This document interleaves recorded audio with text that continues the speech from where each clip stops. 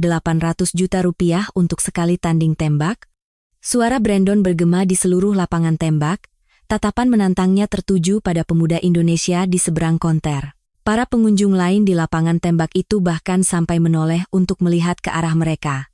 Budi Santoso perlahan meletakkan handuk pembersih yang ada di tangannya ke atas konter. Di usianya yang ke-22, ia adalah seorang pemuda biasa yang sedang memikirkan masa depannya sambil bekerja paruh waktu di lapangan tembak, Perbakin Senayan milik ayahnya. 1-2 bukan. Ia adalah pemuda yang terlihat biasa. Sebenarnya, situasi ini sudah dimulai beberapa menit yang lalu. Brandon McDonald, 25 tahun, adalah seorang konglomerat IT generasi kedua. Ayahnya mengelola perusahaan layanan cloud terbesar di wilayah barat, sehingga sejak kecil ia tidak pernah tahu apa itu kekurangan uang. Jam tangan mewah, mobil sport model terbaru, dan bahkan senjata mahal yang dibawanya hari ini, semuanya dibeli dengan uang ayahnya. Ini baru AK-47 asli. Yang dikeluarkan Brandon dari kotaknya sebenarnya adalah AR-15. Namun, ia dengan percaya diri melanjutkan penjelasannya di depan teman-temannya. Ayahku secara khusus mendapatkannya dari seorang dealer Rusia. Senapan ini menggunakan peluru 7,62 mm dan bisa menembus kendaraan lapis baja. Satu pelurunya seharga 15 juta rupiah. Teman-temannya mengeluarkan seruan kagum. Senyum puas terukir di wajah Brandon. Namun, penjelasannya salah dari awal hingga akhir. AR-15 menggunakan kaliber 2223 dan versi sipilnya bersifat semi-otomatis. Dan soal bisa menembus kendaraan lapis baja adalah omong kosong belaka. Budi yang mendengarkan dari konter hanya bisa menggelengkan kepala. Baginya, yang telah menangani berbagai macam senjata api selama 2 tahun di pasukan khusus, ucapan Brandon terdengar sangat konyol. Dan ini full auto. Cukup tarik pelatuknya, 800 peluru per menit akan keluar, lanjut Brandon dengan bualannya. Teman-temannya bersorak wow, dan bahkan bertepuk tangan. Pasukan khusus Amerika juga pakai ini semua. Delta Force, Navy SEAL, semuanya. Saat itulah Budi tidak tahan lagi dan angkat bicara. Maaf, tapi itu bukan AK-47, melainkan AR-15. Lapangan tembak mendadak hening. Wajah Brandon seketika mengeras. Tatapan teman-temannya terpusat padanya. Apa katamu? Suara Brandon terdengar gugup. Sampai beberapa saat yang lalu ia begitu percaya diri, kini tiba-tiba ia dikoreksi oleh seorang pegawai lapangan tembak. Dan itu versi sipil, jadi semi-otomatis. Bukan 7,62 mm, tapi kaliber .223. Suara Budi tenang namun penuh keyakinan. Ia hanya berniat meluruskan informasi yang salah. Namun, bagi Brandon, ini terasa seperti dipermalukan di depan teman-temannya. Hei, kamu sekarang mau mengajariku tentang senjata? Brandon bangkit berdiri. Wajahnya memerah. Saya hanya memberitahu karena informasinya salah. Informasi salah? Brandon mencibir. Orang Indonesia tahu apa tentang senjata Amerika? Kalian kan jagonya pencaksilat saja. Teman-temannya tertawa canggung. Mereka merasa situasi menjadi tidak nyaman, tetapi tidak berani menghentikan Brandon karena terintimidasi olehnya. Wajah Budi mengeras. Suasana benar-benar berubah saat ucapan rasis itu keluar. Dan lagi, apa orang sepertimu punya uang? Kamu tahu berapa itu 800 juta rupiah? Brandon memandang Budi dari atas ke bawah dengan sinis. Melihat pakaian kerja dan sepatu kets, Budi yang biasa saja, ia merasa semakin superior.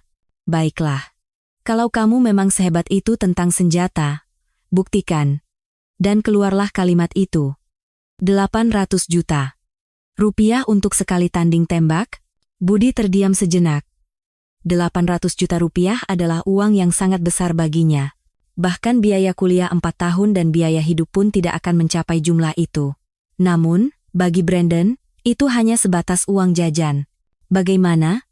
Takut? Provokasi Brandon. Ia berpikir Budi akan menyerah karena tidak punya uang. Kita pakai target 50 meter. Masing-masing 10 tembakan, yang paling banyak kena sasaran yang menang. Teman-teman Brandon mulai berbisik-bisik. Mereka juga baru pertama kali mengalami situasi seperti ini. Budi mengangkat kepalanya dan menatap Brandon. Matanya tidak menunjukkan kemarahan, melainkan tekad yang tenang. Sebenarnya, Budi memiliki rahasia yang tidak diketahui Brandon. Ia bukan sekadar pekerja paruh waktu di lapangan tembak. 2 tahun lalu, Budi pergi ke Indonesia untuk wajib militer. Itu karena desakan kuat ayahnya, Tirtayasa, Tirta. 30 tahun lalu berimigrasi dari Indonesia ke Amerika, tetapi masih memegang teguh identitas Indonesianya. Meskipun lahir di Amerika, kamu tetap orang Indonesia. Laki-laki Indonesia harus wajib militer. Awalnya Budi menolak perkataan ayahnya. Ia tidak mengerti mengapa harus menjalani wajib militer di Indonesia padahal ia warga negara Amerika. Namun, pada akhirnya ia menuruti keinginan ayahnya, dan di sanalah ia menemukan bakatnya. Sejak pertama kali memegang senjata, Budi sudah berbeda. Saat prajurit lain hanya menyerempet target, ia berhasil menembus tepat di tengah. Para instruktur pun dibuat terkejut. Budi Santoso, kamu pernah menembak sebelumnya? Tidak, Komandan. Ini pertama kalinya. Lalu ini apa? Bakat alam? Memang itu adalah bakat alam. Saat senjata berada di tangan Budi, rasanya seperti menjadi bagian dari tubuhnya. Pernapasan, kuda-kuda, bidikan, hingga tembakan, semuanya sempurna. Akhirnya, ia mendaftar ke pasukan khusus, Kopassus. Salah satu unit pasukan elit di TNI, 3 di sana. Selama 2 tahun ia menangani berbagai macam senjata api. Mulai dari senapan serbu, pindad SS-2, senapan mesin ringan K1, M16, AK-74, bahkan senapan runduk. Budi menunjukkan kemampuan tingkat tertinggi di semua jenis senjata, terutama dalam menembak pistol. Ia menjadi legenda di unitnya. Dari jarak 50 meter, ia menembakkan 10 peluru dan semuanya mendapatkan nilai sempurna 10. Para instruktur pun dibuat geleng-geleng kepala. Budi, setelah selesai tugas, coba jadi atlet menembak, kamu bisa ikut Olimpiade. Namun, Budi hanya tersenyum. Ia suka menembak, tetapi tidak ingin menjadikannya sebagai mata pencaharian. 2 tahun kemudian, setelah menyelesaikan wajib militer dengan pangkat sersan, Budi kembali ke Amerika. Dan sekarang, ia bekerja paruh waktu di lapangan tembak ayahnya sambil memikirkan apa yang akan dilakukannya ke depan. Ayahnya, Tirta, juga mengetahui kemampuan Budi. Namun, Budi tidak pernah memamerkan kemampuannya. Di lapangan tembak pun ia hanya bekerja dengan tenang. Bahkan saat melihat pengunjung menembak dengan kuda-kuda yang salah, ia tidak ikut campur untuk mengajari. Namun, hari ini berbeda. Kebohongan dan ucapan rasis Brandon telah melampaui batas kesabarannya. Baik, jawab Budi pelan. Sungguh? Tanya Brandon dengan wajah terkejut. Sebenarnya ia mengira Budi akan takut dan melarikan diri. Ya? Saya terima. Suara Budi tidak terdengar ragu sedikit pun. Teman-teman Brandon mulai berbisik-bisik. Hei, Brandon, kamu serius? Bagaimana dengan uangnya? Brandon pun sempat panik. Ia tidak menyangka Budi akan benar-benar menerimanya. Namun, karena sudah terlanjur sesumbar, ia tidak bisa mundur lagi. Oke. Kalau begitu kita buat surat perjanjian dulu, kata Brandon sambil mengeluarkan ponselnya. Untuk jaga-jaga, kita rekam juga. Pada saat itu, Budi merasakan firasat yang aneh. Rasanya seperti akan terjadi sesuatu yang besar. Namun, sudah tidak ada jalan untuk kembali. Para pengunjung lain di lapangan tembak mulai berkerumun. Kabar tentang taruhan menembak senilai 800 juta rupiah sudah menyebar. Nah, kita mulai saja. Brandon mengangkat AR-15 miliknya. Ia masih yakin akan menang. Meskipun Budi pernah menjalani wajib militer di Indonesia, ia sudah belajar menembak sejak kecil. Namun, ia tidak tahu betapa mengerikannya kemampuan pemuda yang berdiri di hadapannya saat ini. Tunggu. Apa ini benar-benar terjadi? Tanya salah satu teman Brandon dengan suara panik. Jason namanya. Wajahnya menunjukkan ekspresi tidak percaya. Matanya membulat dan mulutnya sedikit terbuka saat menatap Brandon. Ia sudah berteman dengan Brandon sejak sekolah dasar, tetapi baru kali ini melihat temannya melakukan tantangan sebodoh ini. Tentu saja. Ini 800 juta rupiah. Harus segini baru seru, jawab Brandon dengan masih percaya diri. Namun, Jika diperhatikan lebih seksama, ada getaran halus dalam suaranya. Ujung jarinya juga sedikit kaku, dan bicaranya lebih cepat dari biasanya. Ia berusaha terlihat keren di luar, tetapi di dalam hatinya jantungnya berdebar kencang. Meskipun 800 juta rupiah bukan uang yang besar baginya, itu tetap jumlah yang memberatkan untuk dihilangkan begitu saja. Suasana di dalam lapangan tembak benar-benar berubah. Ruangan yang biasanya sepi dengan suara tembakan sesekali, kini dipenuhi oleh bisik-bisik. Orang-orang yang sedang berlatih di bilik tembak lain satu persatu meletakkan senjata mereka dan menoleh ke arah ini. "Hei, ada apa di sana?" katanya taruhan menembak 800 juta rupiah. "Wah, serius? Gila." Wajah-wajah penasaran semakin mendekat. Ada yang menjulurkan leher untuk melihat, ada pula yang langsung merapikan tempatnya dan pindah ke area penonton. Sudah lama sekali lapangan tembak ini tidak seramai ini.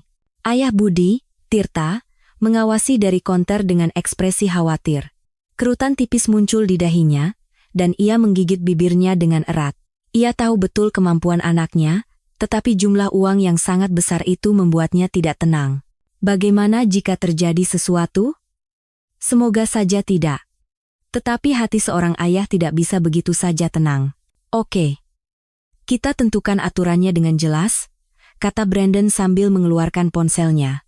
Jari-jarinya terlihat sedikit gemetar saat menyentuh layar.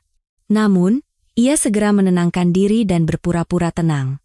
Target 50 meter, masing-masing 10 tembakan, poin tertinggi yang menang.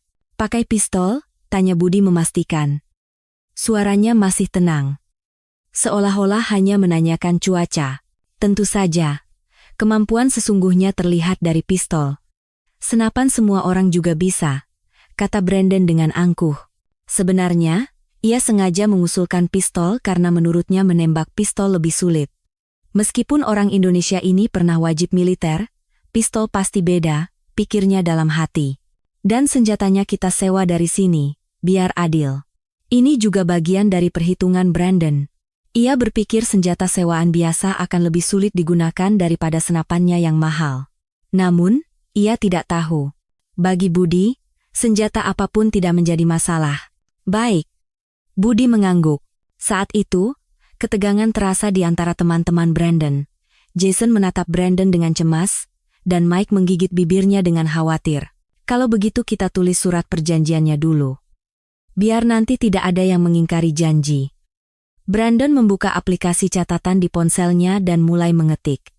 Ibu jarinya bergerak cepat di atas layar. Orang-orang di sekitarnya menatap dengan heran. 15 November 2024. Taruhan menembak antara Brandon McDonald dan Budi Santoso. Menembak pistol target 50 meter, masing-masing 10 tembakan. Pemenang adalah yang mendapat poin tertinggi. Pihak yang kalah wajib membayar 800 juta rupiah kepada pemenang. Brandon menunjukkan layar ponselnya kepada Budi. Para penonton menjulurkan leher untuk melihat isinya. "Tanda tangan di sini." Budi menandatangani di layar dengan jarinya. Tangannya sama sekali tidak gemetar, seolah-olah menandatangani dokumen biasa. Brandon juga menambahkan tanda tangannya, tetapi terlihat jelas jari-jarinya sedikit bergetar. "Nah, sekarang kita rekam sebagai bukti." Mike, teman Brandon yang lain, mengangkat ponselnya. Matanya penuh dengan semangat. "Mulai sekarang semuanya akan direkam. Transparan."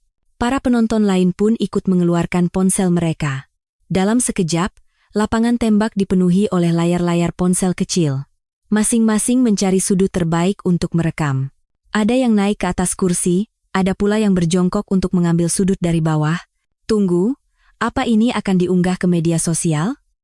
tanya Budi untuk pertama kalinya dengan ekspresi khawatir. "Tentu saja." "Momen seheboh ini kenapa tidak diunggah?" jawab Mike dengan gembira. "Ia sudah membuka Instagram."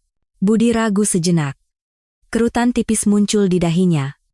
Namun, semuanya sudah dimulai dan tidak bisa diurungkan lagi.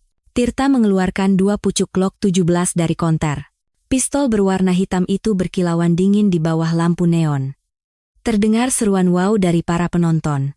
Keduanya sudah diperiksa pagi ini. Magasinnya juga sama-sama berisi 10 peluru, jelas Tirta. Suaranya juga terdengar tegang. Sambil memegang senjata, ia terus menatap anaknya dengan cemas. Pelurunya juga sama, kan? Tanya Brandon memastikan. Suaranya sedikit meninggi, tentu saja. 9 mm parabellum. Kondisi yang benar-benar sama. Brandon mengangkat Glock itu dan merasakan beratnya. Ternyata lebih berat dari yang ia kira. Lengannya sedikit bergetar, tetapi ia berusaha tidak menunjukkannya. Sejak kecil aku sudah sering pakai senjata seperti ini, kata Brandon kepada para penonton. Suaranya dipenuhi dengan kepercayaan diri yang dibuat-buat. Ayahku anggota klub menembak, jadi aku belajar sejak kecil. Di Las Vegas, aku pernah menembak 100 peluru sekaligus. Sebenarnya, Brandon pernah beberapa kali datang ke lapangan tembak. Namun, selalu ada instruktur pribadi yang membantunya, membetulkan kuda-kuda, membantu membidik, bahkan menopang pergelangan tangannya. Brandon mencoba mengingat kembali kenangan itu untuk mendapatkan kepercayaan diri. Namun, ini adalah pertama kalinya ia menembak sendirian. Kalau bekerja di industri IT, ketelitian itu sudah mendarah daging. Saat coding juga tidak boleh salah satu huruf pun, kan? Menembak juga sama. Brandon terus memuji dirinya sendiri. Beberapa penonton mengangguk, tetapi sebagian besar menunjukkan ekspresi ragu. Sebaliknya, Budi hanya berdiri dengan tenang. Ia langsung mengenali berat, keseimbangan, genggaman, dan tekstur Glock itu. Saat jarinya menyentuh senjata itu, ia merasakan keakraban seperti bertemu teman lama. Senjata yang sudah ratusan bahkan ribuan kali ia gunakan di pasukan khusus. Namun, dari luar ia masih terlihat seperti pekerja paruh waktu biasa. Celana jeans usang, kaos oblong biasa, dan ekspresi yang tenang. Siapapun yang melihatnya pasti mengira ia hanyalah seorang pemuda yang bekerja di lapangan tembak. Nah, siapa yang mau mulai duluan? Tanya Brandon. Suaranya sedikit bergetar. Anda duluan? Budi mempersilakan. Suaranya masih tenang. Baik. Lihat baik-baik bagaimana caranya, kata Brandon dengan angkuh sambil masuk ke bilik tembak. Langkahnya penuh percaya diri, tetapi jika diperhatikan, bahunya sedikit kaku. Para penonton mengikutinya. Sudah lama sekali lapangan tembak ini tidak seramai ini. Biasanya ini adalah tempat untuk berlatih dengan tenang di bilik masing-masing, tetapi sekarang suasananya seperti di arena pertandingan. Live streaming dimulai. Mike menyalakan siaran langsung di Instagram, wajahnya penuh dengan semangat. Sekarang di sini di lapangan tembak, sedang terjadi situasi yang luar biasa. Pewaris tahta IT, Brandon, sedang tanding tembak dengan taruhan 800 juta rupiah melawan seorang pekerja paruh waktu asal Indonesia. Komentar mulai membanjiri. 800 juta rupiah? Serius? Brandon itu bukannya cuma pamer? Siapa orang Indonesianya? Tunjukkan wajahnya. Wah, nonton real time? Keren. Ini beneran taruhan uang? Jumlah penonton dalam sekejap melampaui 500 orang.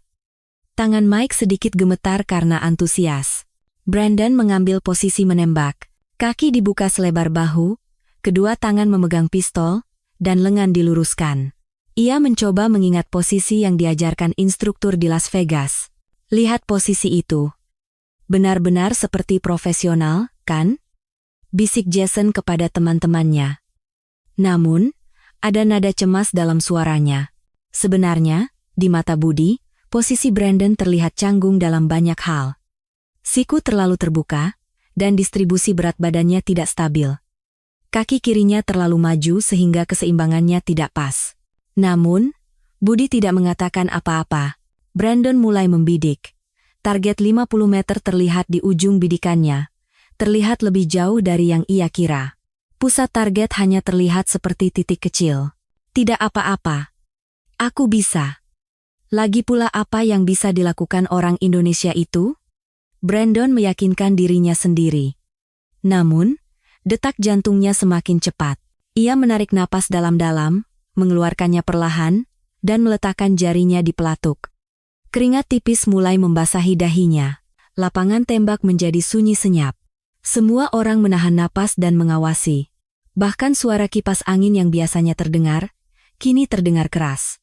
Penonton siaran langsung juga sudah melampaui 1.500 orang. Komentar mengalir seperti air terjun. Tembakan pertama. Deg-degan. Benar-benar deg-degan. 800 juta rupiah? Aku sih tidak akan bisa. Brandon, semangat. Bagaimana kalau orang Indonesianya juga jago? Jari Brandon perlahan menarik pelatuk. Ujung senjatanya sedikit bergetar. Pada saat itu, semua mata dan semua kamera ponsel di lapangan tembak terfokus padanya. Di bawah lampu neon, Brandon yang gemetar akan melepaskan tembakan pertamanya ke target 50 meter. Sekarang, nasib 800 juta rupiah benar-benar akan ditentukan. Dor! Suara tembakan memenuhi lapangan tembak. Tubuh Brandon sedikit terdorong ke belakang. Ia tidak menyangka recoilnya akan sebesar ini. Saat di Las Vegas, instruktur menopangnya dari belakang sehingga ia tidak merasakannya. Semua mata tertuju pada target 50 meter di ujung sana. Seorang petugas lapangan tembak mengangkat teropong dan memeriksanya. 8 point. Terdengar seruan "oh" dari para penonton. Itu bukan skor yang buruk. Wajah Brandon tampak lega. Bahunya sedikit rileks. Tidak buruk untuk tembakan pertama, kan? Kata Brandon sambil melihat sekeliling. Komentar di siaran langsung juga menunjukkan reaksi positif. Oh, ternyata jago juga. 8 point lumayan. Memang beda ya anak konglomerat. Brandon kembali percaya diri. Ia menegakkan bahu dan kembali membidik. Tembakan kedua. Dor. 9 poin. Kali ini skornya lebih baik. Para penonton bertepuk tangan. Senyum Brandon semakin lebar. Ini dia. Sudah mulai dapat feel-nya, kata Brandon dengan gembira. Suaranya kembali percaya diri. Jumlah penonton siaran langsung juga sudah melampaui 3.000 orang. Tembakan ketiga, 9 poin. Keempat, 7 poin. Kelima, 8 poin. Brandon menunjukkan kemampuan yang lebih baik dari perkiraan. Para penonton pun mulai kagum. Wah, jago juga ya. Memang beda kalau belajar dari kecil. Orang Indonesianya harus waspada nih. Tatapan mata tertuju pada Budi. Beberapa orang menunjukkan ekspresi khawatir. Brandon ternyata jauh lebih baik dari yang diperkirakan. Namun, Budi masih tenang. Ia hanya melipat tangan dan mengamati dengan diam. Tidak ada sedikit pun tanda-tanda ketegangan di wajahnya. Hanya ayahnya, Tirta, yang sendirian merasa cemas. Keringat dingin membasahi dahinya. Anak itu ternyata jago juga. Tembakan ke-6, 8 poin. Ke-7, 9 poin. Brandon semakin percaya diri. Posisi menembaknya menjadi lebih stabil dan napasnya lebih teratur. Lihat, ini baru namanya kemampuan, kata Brandon sambil melirik Budi. Matanya penuh dengan rasa superioritas. Tembakan ke-8, 10 poin. Wow! Para penonton bersorak. Itu adalah nilai sempurna pertama Brandon. Komentar di siaran langsung meledak. Dapat 10? Brandon keren banget. Orang Indonesianya kalah telak. 800 juta rupiah melayang. Brandon mengangkat kedua tangannya. Ia benar-benar merasa senang. Bagaimana? Ini baru gaya Amerika. Ia menatap Budi dengan provokatif. Tembakan ke-9, 9 poin. Tembakan terakhir, ke-10, 8 poin. Skor akhir Brandon adalah 85 poin. Dari total 100 poin, 85 adalah hasil yang sangat bagus. 85 poin? Tidak buruk, kata Brandon dengan ekspresi puas. Para penonton pun mengangguk. Benar-benar jago. 85 poin itu skor yang sangat tinggi untuk orang biasa. Apa orang Indonesia itu bisa mengalahkannya? Suasana benar-benar berpihak pada Brandon. Penonton siaran langsung juga mulai memprediksi kemenangan Brandon. Brandon pasti menang. Tidak mudah untuk melampaui 85 poin. 800 juta rupiah. Brandon menghampiri Budi. Wajahnya dipenuhi dengan senyum kemenangan. Bagaimana? Tidak semudah yang kamu kira, kan? Masih belum terlambat untuk menyerah. Mendengar provokasi Brandon, para penonton berbisik-bisik. Ada yang menatap Budi dengan cemas. Ada pula yang terlihat senang dengan tontonan ini. Budi perlahan mengangkat kepalanya dan menatap Brandon. Skor yang bagus, kata Budi dengan suara yang masih tenang. Sama sekali tidak terintimidasi. Kalau begitu, sekarang giliran saya. Budi mengangkat Glock 17 itu. Pada saat itu, sesuatu berubah. Posisi Budi benar-benar berbeda. Jauh berbeda dari posisi Brandon. Posisi kaki sudut bahu, cara memegang senjata, semuanya sempurna. Beberapa penonton menyadari perubahan itu. Posisinya beda. Namun, sebagian besar tidak terlalu peduli. Mereka sudah yakin Brandon akan menang. Budi masuk ke bilik tembak. Langkahnya seperti seorang prajurit, tepat dan stabil. Ia mengambil posisi untuk tembakan pertama. Namun, anehnya, posisi Budi tiba-tiba terlihat canggung, lengannya terlihat sedikit gemetar, dan napasnya tidak teratur. Gugup ya? Gumam salah seorang penonton. Brandon tersenyum lega. Memang beda ya kalau di pertandingan sungguhan. Budi melepaskan tembakan pertamanya. Dor! 6 poin. Terdengar suara kekecewaan dari para penonton. 6 poin jauh lebih rendah dari skor Brandon. Yah, ternyata payah. Sepertinya dia gugup. Brandon pasti menang. Komentar di siaran langsung pun seketika berubah. Orang Indonesianya payah. Ternyata cuma pamer. Kemenangan Brandon sudah pasti. 800 juta rupiah aman. Wajah Brandon benar-benar lega. Sekarang ia yakin. Tembakan kedua. 6 poin. Skor yang rendah lagi. Para penonton menggelengkan kepala. Tidak akan bisa. Sepertinya terlalu gugup. Brandon menang telak. Wajah ayah Budi, Tirta, memucat. Ia merasa ada yang tidak beres. Tembakan ketiga. 7 poin. Sedikit lebih baik, tetapi masih di bawah Brandon. Tidak akan bisa melampaui 85 poin dengan skor segitu. TNI tidak sehebat itu ternyata. Brandon berkata kepada teman-temannya dengan angkuh. Sudah kubilang, kan? Pertandingan sungguhan itu beda. Tembakan keempat. 6 poin. Skor rendah lagi. Para penonton mulai bosan. Hasilnya sudah jelas. Tidak seru. Namun, saat itulah Budi sejenak menurunkan senjatanya dan menarik napas dalam-dalam. Tatapan matanya berubah. Saat Budi kembali mengambil posisi untuk tembakan kelima, penampilannya benar-benar berbeda. Kali ini, ia serius. Posisi Budi benar-benar berubah. Bahunya sejajar dengan sempurna dan posisi kakinya tepat. Sudut genggaman senjata, ketinggian lengan, bahkan sudut kemiringan kepala, semuanya berbeda. Beberapa penonton yang jeli menyadari perubahan itu. Posisinya benar-benar berbeda. Terlihat seperti profesional. Namun, sebagian besar masih tidak peduli. Mereka sudah yakin Brandon akan menang.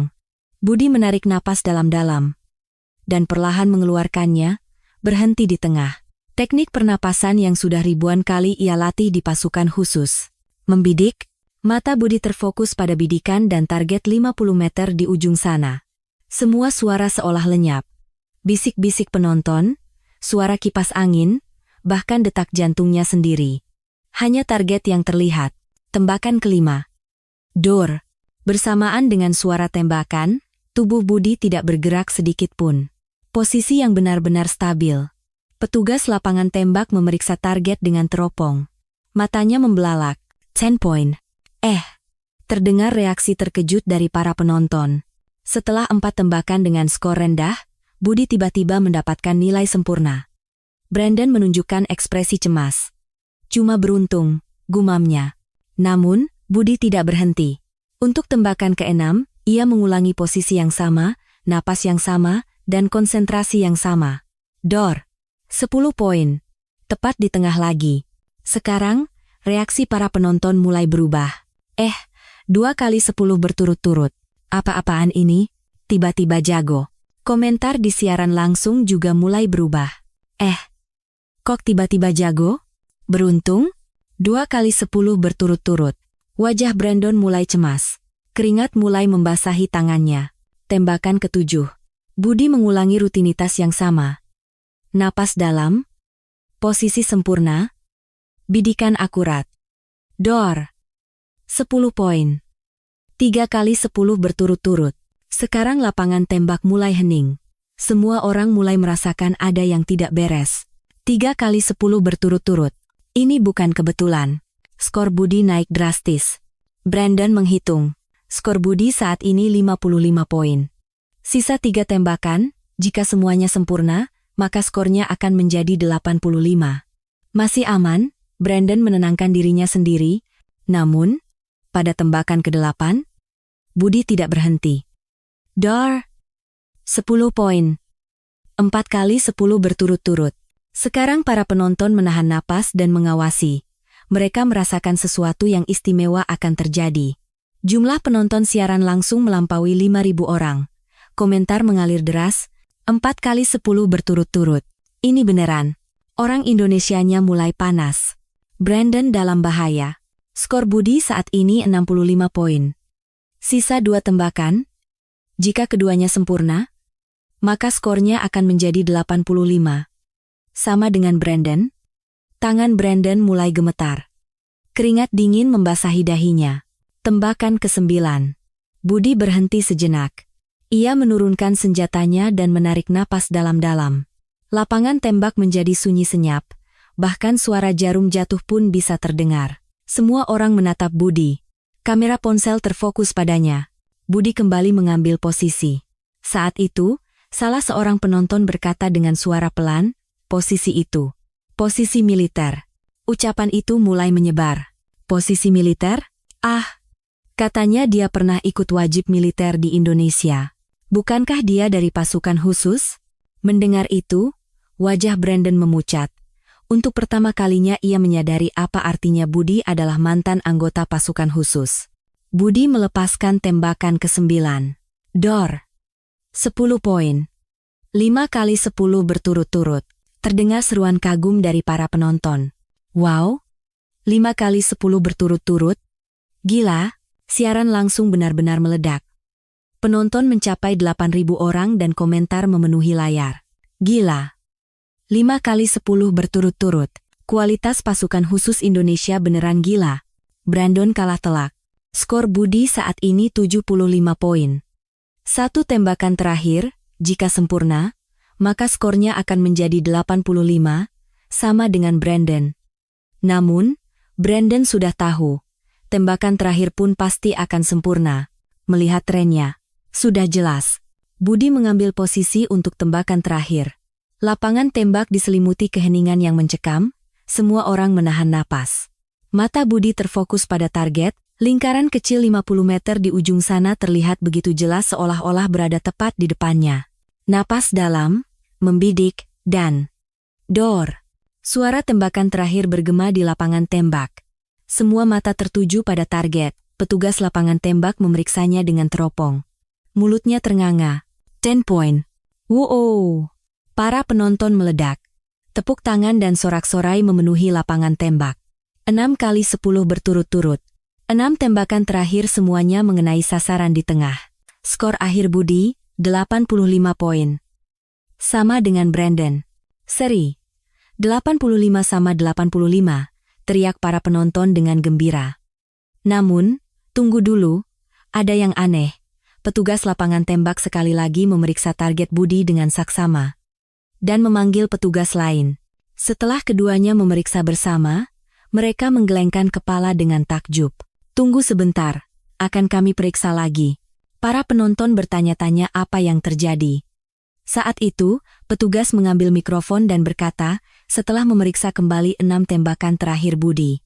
Semua orang menahan napas. Ke-6 tembakan itu mengenai titik yang sama persis. Hanya ada satu lubang. Apa? Para penonton menunjukkan ekspresi tidak percaya. Dari jarak 50 meter, 6 tembakan di titik yang sama? Apa itu mungkin? Siaran langsung benar-benar menggila. Komentar meledak. 50 meter, 6 tembakan, 1 lubang? Apa manusia bisa melakukan itu? Pasukan khusus Indonesia. Brandon benar-benar kalah telak. Brandon kehilangan kata-kata. Kakinya lemas dan ia terduduk di kursi. Ini tidak mungkin. Gumamnya. Budi dengan tenang menurunkan senjatanya. Ekspresinya masih tenang, seolah-olah melakukan hal yang wajar. Para penonton mengerumuni Budi, tepuk tangan dan sorak-sorai tidak ada habisnya. Bagaimana kamu bisa menembak seperti itu? Apa kamu benar-benar mantan pasukan khusus? 6 tembakan dalam 1 lubang. Budi tersenyum kecil dan berkata, saya berlatih selama 2 tahun di Kopassus. Mendengar itu, lapangan tembak kembali hening. Kopassus. salah satu unit pasukan khusus elit di TNI. 3. Sekarang semua orang mengerti. Mengapa Budi begitu tenang? Mengapa ia memiliki kemampuan seperti itu? Brandon bertanya dengan suara gemetar. Kalau begitu. Skornya. Seri. 85-85, petugas lapangan tembak mengumumkan secara resmi. Namun, petugas itu melanjutkan, dari segi akurasi, Budi unggul telak. Menembakkan 6 peluru ke titik yang sama persis adalah akurasi tingkat Olimpiade. Para penonton kembali bersorak. Wajah Brandon memucat. Secara teknis memang seri, tetapi semua orang tahu bahwa ia kalah telak. Kalau begitu taruhannya. Brandon bertanya dengan susah payah. Budi menatapnya. Karena seri, jadi imbang. Saya tidak butuh uangnya. Mendengar ucapan Budi yang murah hati, para penonton sekali lagi bertepuk tangan. Namun, Brandon tahu, ia benar-benar telah ditaklukkan. Dan semua adegan ini disiarkan langsung dan ditonton oleh ribuan orang. Tantangan Brandon telah berakhir. Namun, kisah nyata Budi baru saja dimulai. Kurang dari 30 menit setelah siaran langsung berakhir, video itu menggemparkan seluruh internet. Siaran langsung Instagram yang diunggah Mike secara otomatis tersimpan, dan seseorang mengunggahnya kembali ke YouTube. Judulnya, Mantan Pasukan Khusus Indonesia Menaklukkan Pewaris Tahta IT dalam Adegan Menembak Legendaris. Jumlah penayangan meroket. 1 jam kemudian, 100.000 penayangan. 3 jam kemudian, 500.000 penayangan. 6 jam kemudian, 2 juta penayangan. Komentar pun meledak. 50 meter, 6 tembakan, 1 lubang, beneran? Kualitas pasukan khusus Indonesia beneran gila. Lihat ekspresi Brandon. Mentalnya hancur. Akhirnya tidak menerima uangnya. Keren banget. Ini baru namanya K-Defense. Merujuk pada kekuatan pertahanan Korea, namun dalam konteks ini diadaptasi menjadi kekuatan Indonesia. Di TikTok juga langsung viral. Tagar seperti, Pasukan Khusus Indonesia, tembak jitu, Brandon kalah telak menjadi trending. Budi baru menyadari internet gempar setelah pulang ke rumah. Ponselnya dipenuhi puluhan panggilan tak terjawab, sebagian besar dari nomor yang tidak dikenal. Apa ini? Budi bingung. Ia hanya memberi pelajaran pada satu orang sombong. Tidak menyangka akan menjadi sebesar ini. Ayahnya, Tirta, juga menatap berita dengan takjub. Budi, kamu sekarang terkenal. Di layar TV, adegan menembak hari ini sedang ditayangkan. Pembawa berita berkata dengan wajah serius. Kemampuan menembak luar biasa yang ditunjukkan oleh seorang pemuda mantan pasukan khusus Indonesia di Amerika menjadi perbincangan hangat di seluruh dunia.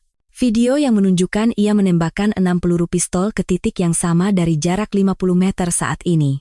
Budi tidak bisa menutup mulutnya. Saat itu ponselnya berdering. Lagi-lagi nomor tidak dikenal. Halo? Apakah ini Budi Santoso? Ya, benar. Selamat malam. Saya Jennifer White, wartawan dari Departemen Olahraga CNN. Mata Budi membelalak. Telepon dari CNN.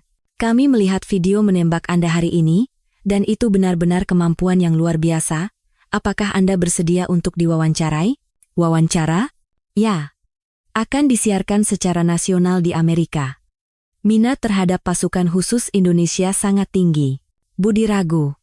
Tiba-tiba semuanya terasa begitu cepat. Bolehkah saya pikirkan dulu dan menghubungi Anda kembali? Tentu saja. Tapi jangan terlalu lama. Stasiun TV lain juga akan menghubungi Anda. Begitu telepon ditutup, telepon lain masuk. Halo, ini ESPN. Selanjutnya ABC, lalu NBC. Bahkan KBS dari Korea pun menelepon. Wah, benar-benar gempar, kata Tirta dengan heran. Ayah, apa yang harus aku lakukan?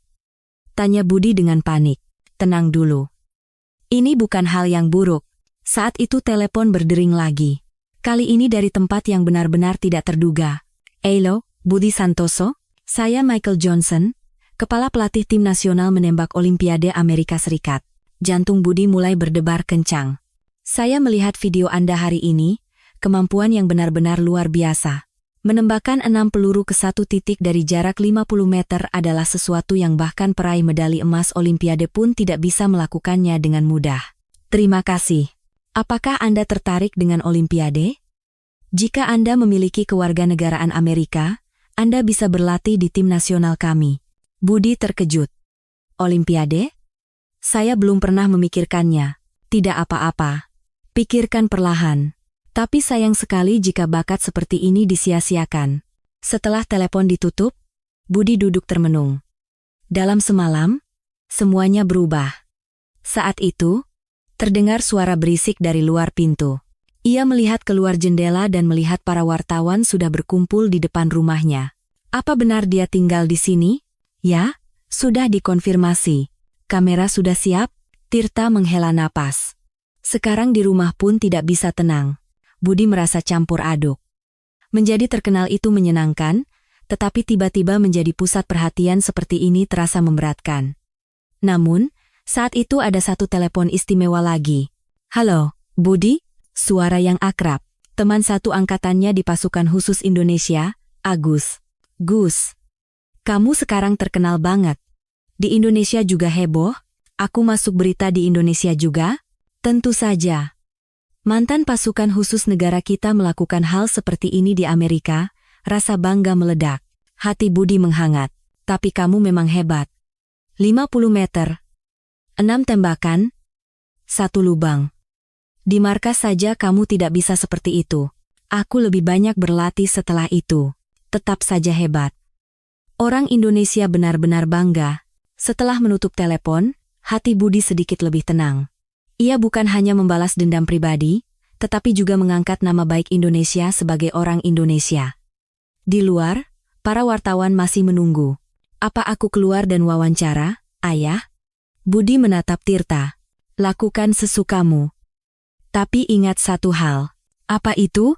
Kamu sekarang bukan mewakili dirimu sendiri, tapi Indonesia. Lakukan dengan baik. Budi mengangguk. Ia melihat ke cermin, merapikan pakaiannya, dan menarik napas dalam-dalam. Lalu ia membuka pintu. Selamat malam. Saya Budi Santoso. Para wartawan serentak mengarahkan kamera ke arahnya. Budi, bagaimana perasaanmu tentang kejadian hari ini? Apakah latihan yang Anda terima di pasukan khusus Indonesia membantu? Apa rencanamu ke depan? Pertanyaan membanjiri. Budi menjawab dengan tenang. Pertama, saya bangga dengan latihan yang saya terima di pasukan khusus TNI. Hari ini saya hanya menunjukkan hasil dari latihan itu. Apakah Anda berencana untuk mengikuti Olimpiade? Belum ada rencana konkret, tetapi jika ada kesempatan baik, saya akan mempertimbangkannya. Bagaimana perasaan Anda sebagai orang Indonesia? Budi berpikir sejenak dan berkata dengan tulus, meskipun saya tidak lahir di Indonesia, saya menerima semangat dan latihan Indonesia. Jika hari ini banyak orang merasa bangga dengan pasukan khusus Indonesia, itu saja sudah cukup berarti bagi saya. Para wartawan menunjukkan ekspresi terharu. Setelah wawancara selesai, Budi masuk ke rumah. Ponselnya masih terus berdering. Stasiun TV, surat kabar, tawaran sponsor, bahkan dari perusahaan produksi film. Namun, Budi dengan sopan menolak semua tawaran itu. Ayah, ya, aku akan berhenti dari pekerjaan paruh waktu dan mencari pekerjaan baru. Tirta mengangguk. Itu ide yang bagus. Sudah saatnya kamu mencari apa yang benar-benar ingin kamu lakukan. Tidak perlu yang istimewa. Aku hanya ingin hidup sebagai orang Indonesia yang bangga. Malam itu, Budi berbaring di tempat tidur dan merenungkan hari ini. Pagi tadi ia hanyalah seorang pekerja paruh waktu biasa di lapangan tembak, tetapi malam harinya ia menjadi orang yang diperhatikan seluruh negeri. Namun, yang paling berarti adalah hal lain. Ia telah menunjukkan kepada banyak orang bahwa ia adalah orang Indonesia, dan ia bangga dengan identitas itu. Ia melihat ponselnya dan melihat pesan-pesan ucapan selamat terus berdatangan dari teman-teman satu angkatannya di pasukan khusus Indonesia. Kawan, aku benar-benar bangga. Terima kasih telah mengangkat nama baik Indonesia. Sekarang hiduplah dengan bangga. Budi tersenyum. Mulai besok, kehidupan baru akan dimulai, tidak lagi bersembunyi, tetapi sebagai orang Indonesia yang bangga. Tidak ada impian atau tujuan yang muluk-muluk, hanya mengetahui siapa dirinya dan bangga dengan itu.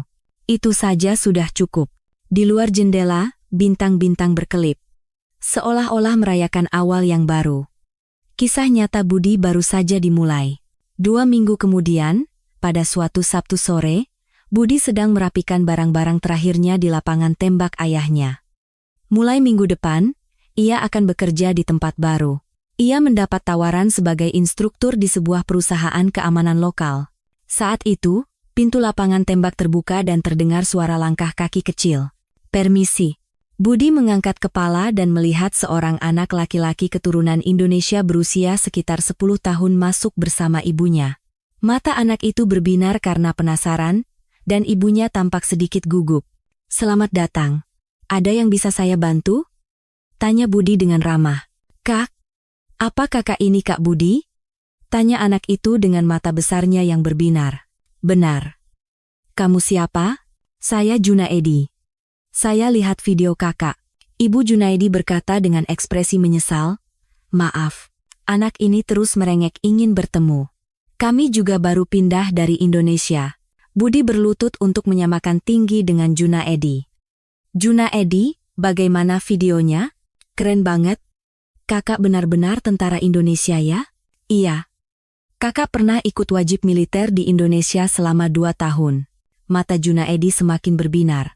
"Saya juga orang Indonesia, tapi di sekolah teman-teman mengejek Indonesia negara kecil." Hati Budi sedikit sakit. Ia juga pernah mengalami hal serupa saat kecil. "Kalau begitu, kamu bilang apa?" "Saya tidak bilang apa-apa. Saya juga tidak tahu banyak tentang Indonesia." Ibu Junaedi menghela napas. Lahir di Amerika, jadi bahasa Indonesianya tidak lancar, dan dia bingung dengan identitasnya. Budi meletakkan tangannya di bahu Junaedi. "Junaedi, tahu tidak betapa hebatnya Indonesia?" "Tidak. Indonesia adalah salah satu negara yang paling cepat berkembang di dunia. Dan orang-orang Indonesia sangat pekerja keras. Pencak silat berasal dari Indonesia, dan musik K-pop disukai orang di seluruh dunia." Junaedi mengangguk. "Dan yang paling penting, kamu bisa memiliki kelebihan dari kedua negara, kebebasan Amerika dan kegigihan Indonesia." Lanjut Budi. "Kakak juga dulu kesulitan. Rasanya bukan orang Indonesia, bukan juga orang Amerika. Tapi sekarang kakak tahu, kakak adalah orang Indonesia Amerika? Dan kakak sangat bangga dengan itu." Mata Ibu Junaedi berkaca-kaca. "Kalau begitu, apa saya bisa menembak sehebat kakak?" "Tentu saja. Tapi yang lebih penting dari senjata adalah mental. Mengetahui siapa dirimu dan bangga dengan itu." Budi berdiri dan bertanya kepada Junaedi, "Junaedi, mau coba menembak?" "Tentu saja dengan pistol mainan." Wajah Junaedi berseri-seri. Budi mengambil pistol airsoft gun dan mengajari Junaedi posisi dasar. "Nah, buka kakimu seperti ini, dan pegang pistolnya seperti ini."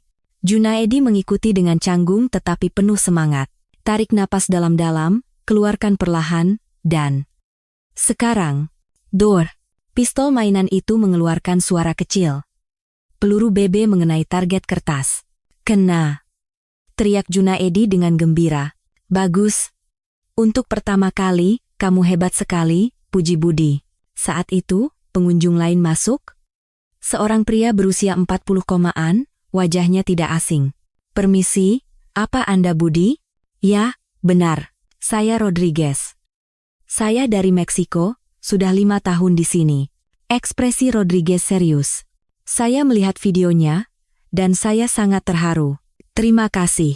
Saya juga sering didiskriminasi di Amerika.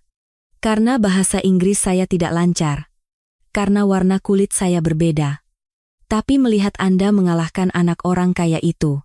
Maaf, orang itu, saya merasa sangat puas." Suara Rodriguez terdengar emosional. "Saya juga kembali merasa bangga dengan negara saya. Saya ingin hidup dengan bangga seperti Anda." Budi menjabat tangannya. "Kita semua harus bangga dengan akar kita."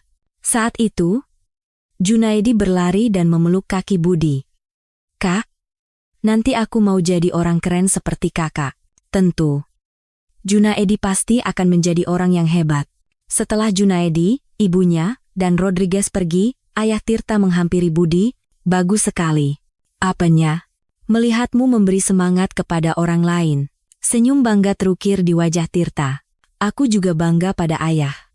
Karena telah mengirimku ke Indonesia, kamu kan dulu menolak. Waktu itu aku tidak tahu apa yang akan aku pelajari di Indonesia. Budi menatap keluar jendela. Matahari sedang terbenam. Ayah, sekarang aku benar-benar percaya diri. Siapa diriku? Dari mana asalku? Itu yang paling penting. Saat itu, pesan masuk ke ponsel Budi. Dari Brandon, Budi, selama ini aku benar-benar minta maaf. Aku terlalu sombong dan tidak sopan. Berkat kamu, aku belajar banyak. Terima kasih, Budi tersenyum dan membalas. Tidak apa-apa. Ini adalah kesempatan belajar bagi kita semua. Matahari benar-benar terbenam dan lampu lapangan tembak menyala. Ayah, mulai besok aku bekerja di tempat baru, tapi akhir pekan aku akan tetap ke sini. Kenapa? Sepertinya akan ada kejadian seperti hari ini lagi. Mungkin aku bisa sedikit membantu orang lain. Tirta menepuk bahu anaknya. Ayah bangga padamu. Malam itu, Budi menulis di buku hariannya. Hari ini aku bertemu dengan seorang anak bernama Junaedi. Ia memiliki kegelisahan yang sama denganku. Dan aku juga bertemu dengan Pak Rodriguez. Semua orang gelisah dengan identitas mereka. 2 minggu lalu, aku hanyalah seorang pekerja paruh waktu biasa di lapangan tembak, tapi sekarang aku tahu. Satu keberanian yang aku tunjukkan bisa memberi keberanian kepada orang lain. Masalah dengan Brandon sudah selesai, tetapi makna sebenarnya baru dimulai sekarang. Aku ingin menjadi kekuatan kecil bagi orang-orang yang gelisah dengan identitas mereka sepertiku. Menjadi orang Indonesia Amerika. Kata itu tidak lagi memberatkan, justru membanggakan. Mulai besok, kehidupan baru akan dimulai di tempat kerja baru. Tetapi satu hal yang tidak akan berubah. Aku akan selalu ingat siapa diriku dan dari mana asalku. Dan itulah kekuatanku. Setelah selesai menulis buku harian, Budi menatap keluar jendela, bintang-bintang berkelip. Ia tidak menyangka satu tembakan akurat di lapangan tembak 2 minggu lalu akan memberikan gema di hati begitu banyak orang. Tapi sekarang ia tahu. Tembakan akurat yang sesungguhnya bukanlah yang mengenai target, melainkan yang mengenai hati manusia. Kisah Budi telah berakhir. Tetapi benih-benih keberanian yang ia tanam baru saja mulai tumbuh, dan benih-benih itu suatu hari nanti akan memberikan keberanian satu tembakan akurat kepada orang lain. Bagaimana cerita Budi hari ini? Jika cerita hari ini menyentuh hati Anda, mohon dukung dengan berlangganan dan menyukai, dan ceritakan kesan Anda di kolom komentar. Sampai jumpa di cerita yang lebih baik lagi. Terima kasih telah menonton hari ini.